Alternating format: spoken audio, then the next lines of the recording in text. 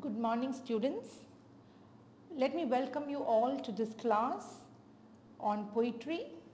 Today, we are going to discuss a poem called My Last Duchess. This is a dramatic monologue. As you very well know, dramatic monologue is a poetic form in which the poem is written in the form of a speech of an individual character.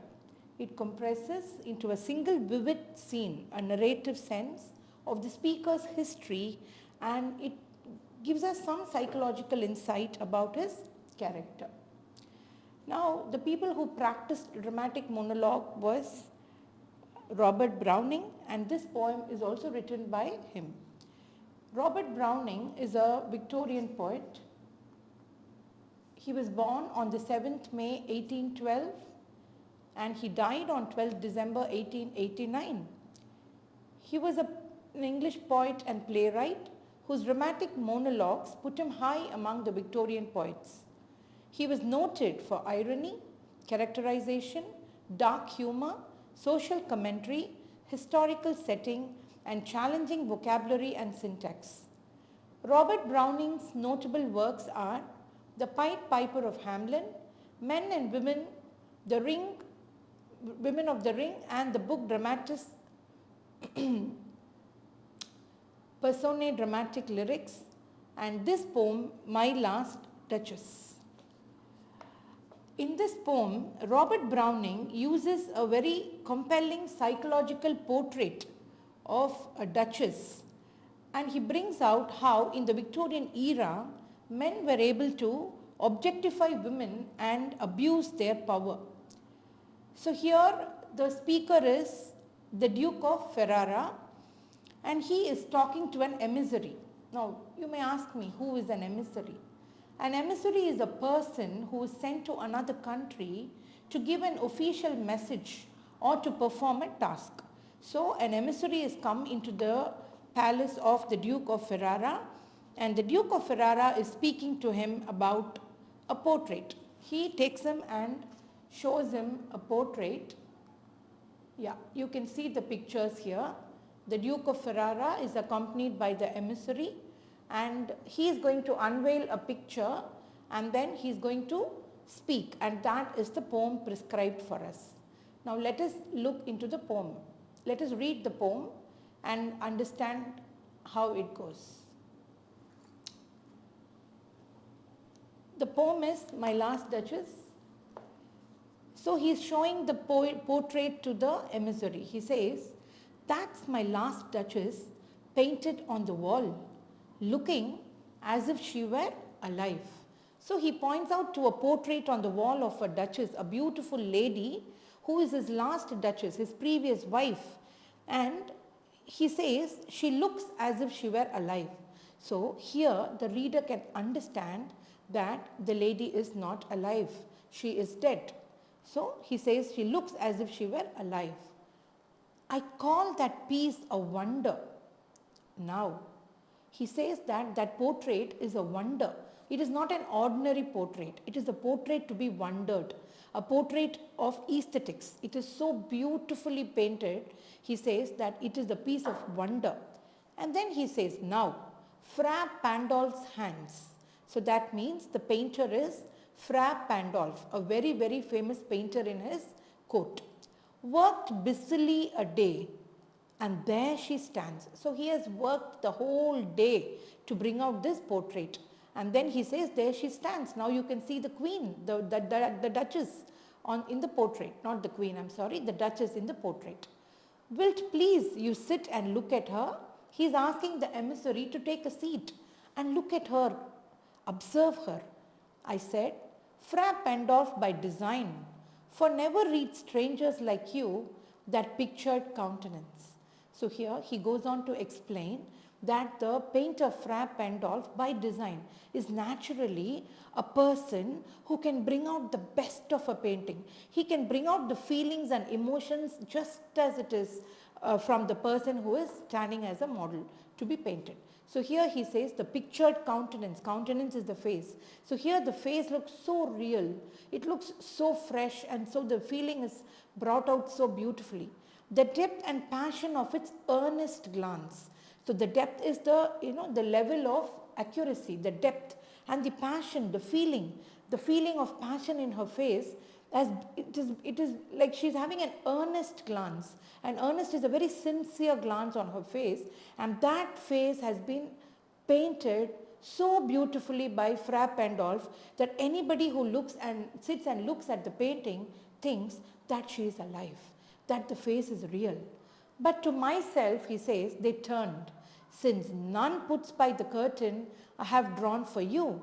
So here now we can understand that the Duke of Ferrara has the portrait in maybe one of his private chambers, and it is not open to public.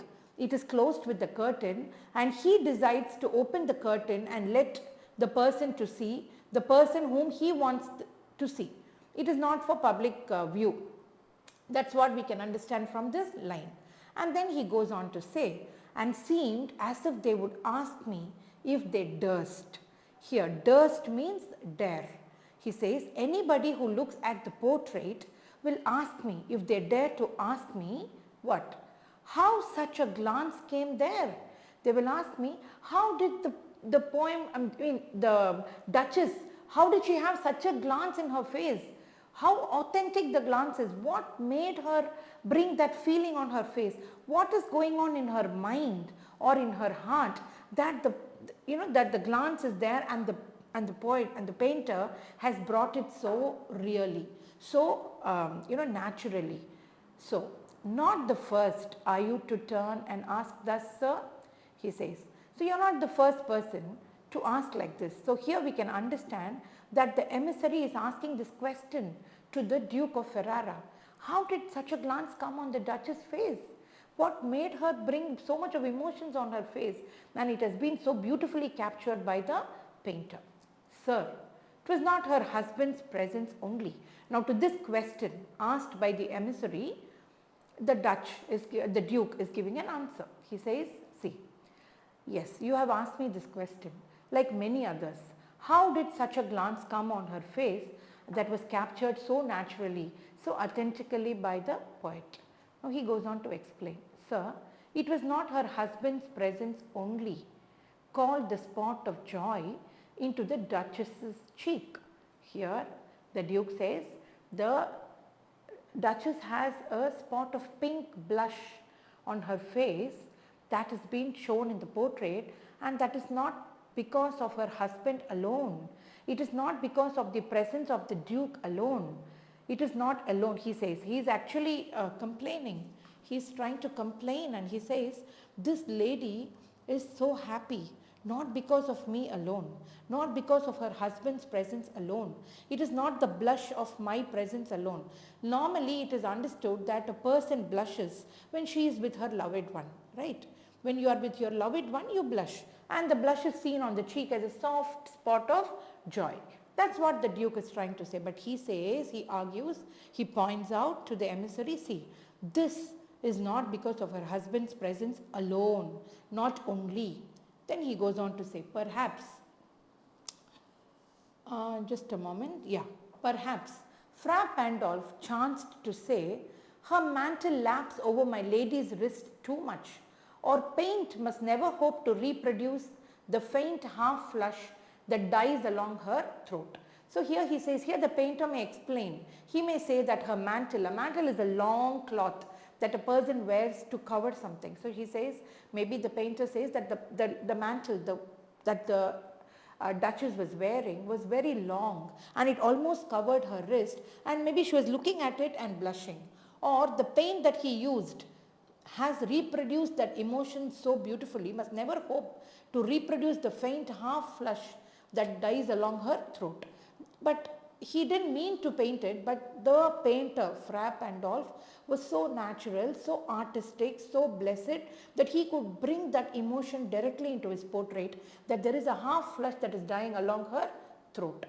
Then the Duke goes on to say, such stuff was courtesy, she thought. She thought it is courtesy to always keep smiling at everybody and bringing that spot of joy on her face, she thought, and cause enough. for calling up that spot of joy. So that is the cause, that is the reason enough to bring such a spot of joy here, because she wants to be courteous to everybody around her. She wants to please everybody around her. Now just let us quickly look at those boxes there. See here, that's my last Duchess. So my here say, points out very clear that the Duke is very, very possessive of his Duchess. And then you can see the passion, the depth and passion. He likes beautiful things. So that's why he has agreed to paint the face of his Duchess. And then you can see another line which is Fra Pandolf, an imaginary artist, name dropping, everything has monetary value. That means that he has made the painting so authentic that you can even sell it. It has monetary value. Okay, that's an artist who can imagine so much and bring about the best in a painting. And then she said, I think I will leave this for you to read and understand later. Now let's proceed with the poem. Now he says, so the spot of joy on the Duchess' face is not just because of me. It is because she wants to be courteous. She wants to please everybody. That's where we stop. Now let us read on. She says, the Duke says, she had a heart. How shall I say? He's exclaiming. He's saying, how shall I say? She had a heart. What? Too soon made glad. Too easily impressed. That means she had a beautiful heart actually. Actually speaking, the lady in the portrait has a beautiful heart. She's happy about everything around her, and she's like nothing, she doesn't need anything big to impress her. Even a small flower can impress her. Even someone's smile can impress her. Something very small can make her very happy. But he is making it he's portraying it in a very different manner.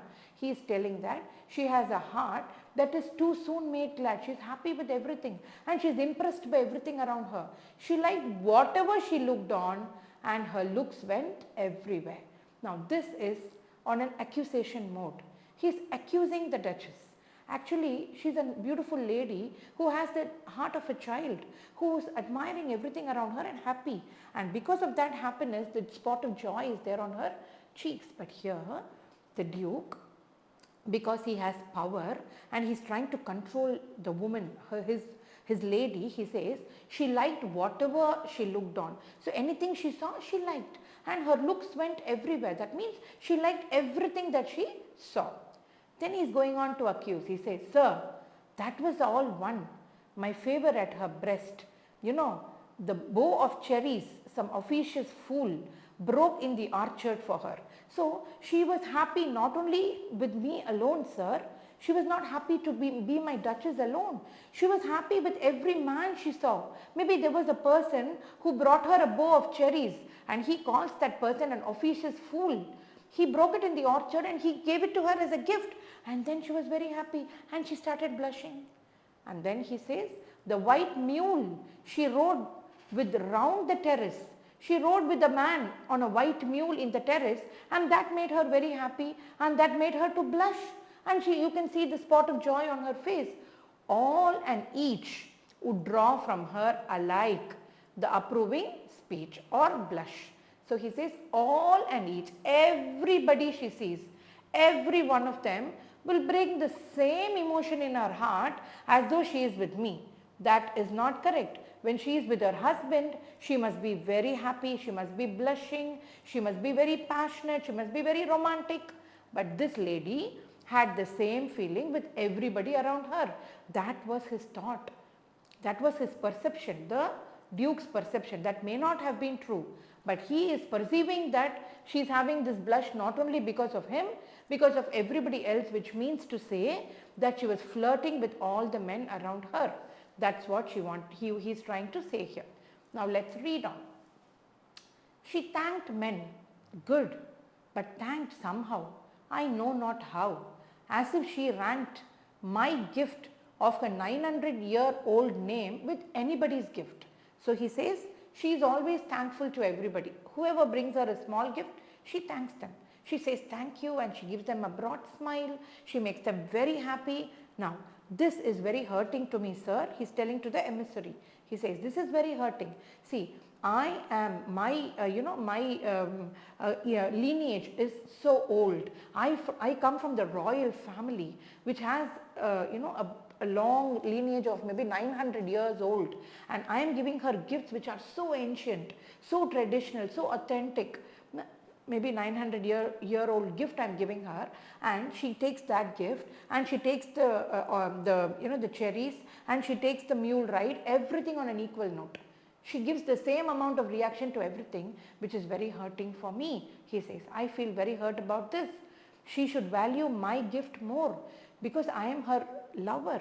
I am her husband who is giving the gift with so much of love, and that then she must be very thankful for that, and she should blush only for me. That's his point. He says she must be loving only to me, but he thinks and he perceives that the Duchess is very loving and she is very happy to receive any gift, and she is flirting with every possible man that she meets.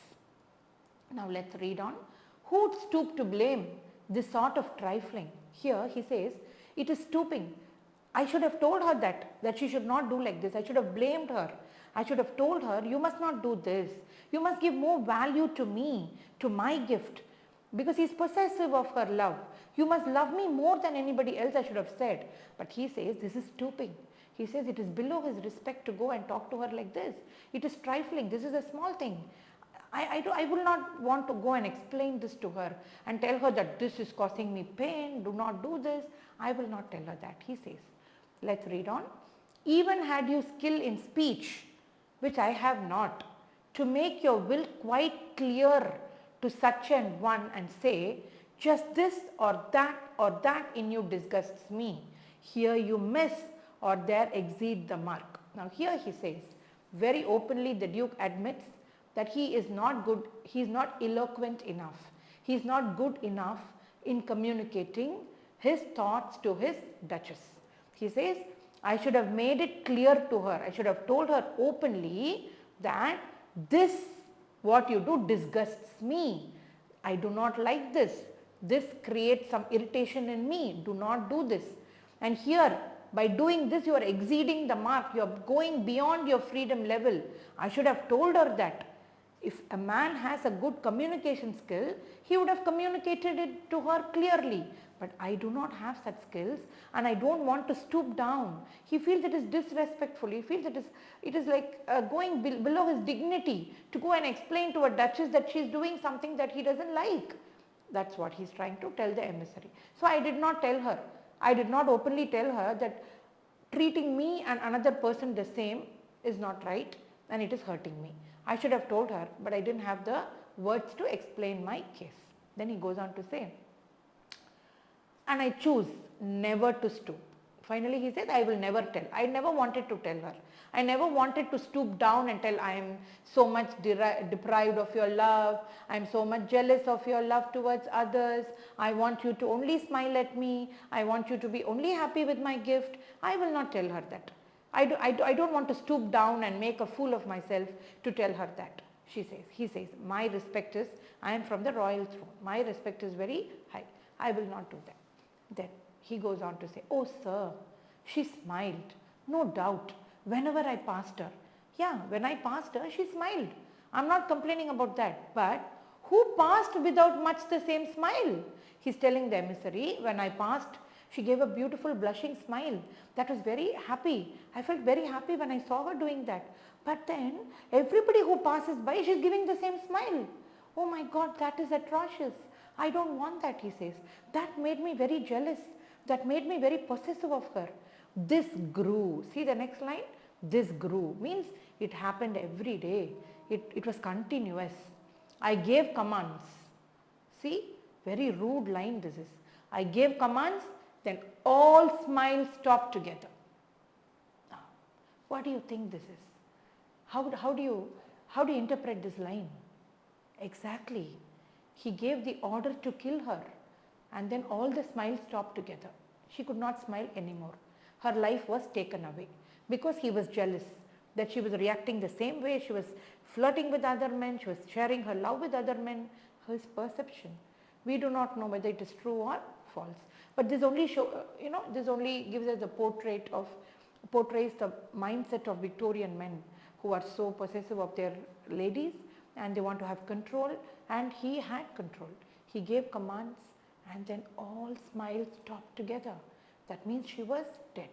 He ordered for her to die. There she stands as if alive. Wilt please you rise? Then he says finally to the emissary, now you see her. I have given her the orders, she is dead. Now the painting, she looks like as if she is alive. Now wilt you please rise? We'll meet the company below. Then I repeat. Then he is telling the emissary, come, get up from here. Let's go down. And then he takes the emissary down. Just a moment, let me complete the poem for you. Yeah. So he says, now this is my story. This is the story of the last Duchess. Now you keep this in your mind. Now let me tell you something. For what the emissary has come. Actually, the emissary has come to the court of the Duke with a proposal of another bride for him. So by pointing out this, what do you think the Duke is trying to tell the emissary? He is trying to tell him something which we will understand from the lines that we are going to read. The Count, your master's known munificence. So we can understand from this line that the emissary is coming from the office or the court of the Count. Count, his master, his boss is the Count. He is coming from the Count's palace. Known munificence. Munificence is the quality of being generous. So he is telling that I know that your Count is very generous. For what? Is ample warrant that no just pretense of mine for dowry will be disallowed. See how beautifully, very diplomatically, very subtly he says, the Count your master's known munificence is ample warrant, is evidence enough. Ample warrant here means evidence enough that no just pretense, it is not just for me to think or pretend that he will give me a good dowry. I know that he is going to give me a good dowry. See, now this is his understanding. Okay, will be disallowed. He will not be without allowing me a good dowry. He is going to give me a good dowry. Though his fair daughter's self, as I avowed is admitting publicly. I am telling you openly. Okay, he is going to give a good dowry to me in exchange of marrying his daughter. At starting is my object, but now you should make this clear to her that my Duchess died because of this reason and I do not want this to happen again. Now, nay, we will go together down. Then he says, come, let us go down. Sir, he is taking him down, maybe down the courtyard to from his room, maybe to the open courtroom down. Notice Neptune. There he has another big beautiful statue of Neptune, though taming a seahorse, thought a rarity. So this particular idol that he is showing to the emissary is a traditional piece, is something of a very rare thing, which Claus of Innsbruck cast in bronze for me. This is to show his richness, his royalty, to show to the emissary that he is such a rich person, that he is a person of fame, name, and the Claus of Innsbruck is a person who has made the statue in bronze for him, and that is a rare collection. That means that the Duke is not an ordinary person. The Duke of Ferrara is a rich person, a man in power who has got beautiful statues which are of rare collections, and he is a man of a very, very high position in society. So here he is making it clear to the emissary that of course the Count is going to give me a good dowry to marry his daughter, but this is the case that happened to my previous wife, the Duchess. So indirectly he is telling the emissary to convey this to the new queen or the new Duchess whom he is going to marry, that she cannot be like this, and if she is like this she will also be killed. So that clearly brings out, so this poem clearly brings out the mindset of the Victorian men who want to have control over their wife. We do not know whether this is real or the story of the Duchess is unknown to us, but we can perceive, maybe we can understand that they want to have control. They want to have absolute control of their wives, of the woman, and they want to exercise their power in even killing a woman because she innocently smiled, or we do not know, maybe she innocently smiled or maybe she was really a flirt, but he did not communicate it to her, he did not ask her why she did that, no explanations, nothing, just ordered to be killed. I hope you understood this poem. If there are any more doubts, you can ask me. I have a lot of activities for you listed out for this poem, which will be done in the next class, and I will be calling you in groups to do the activity. And thank you so much for patiently listening to this poem. Thank you.